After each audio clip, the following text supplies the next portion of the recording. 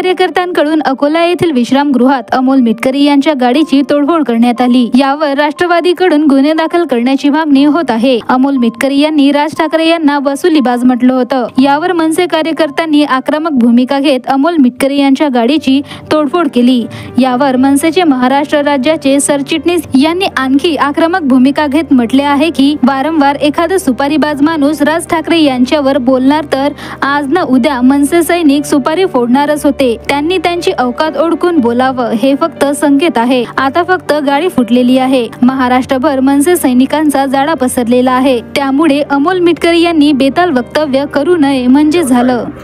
आता काय वारंवार एखादा सुपारीबाज माणूस जर वारंवार सन्माननीय राजसाहेब ठाकरेंवर बोलणार तर मला असं वाटतं की महाराष्ट्र सैनिक त्याची सुपारी फोडणारच होते आज न उद्या। त्यांनी त्याची औकात ओळखून सन्माननीय राजसाहेबांवर वक्तव्य करावं। मला असं वाटतं हे त्याच्यासाठी संकेत आहे, त्याला इशारा आहे। आत्ता फक्त गाडी फुटलेली आहे।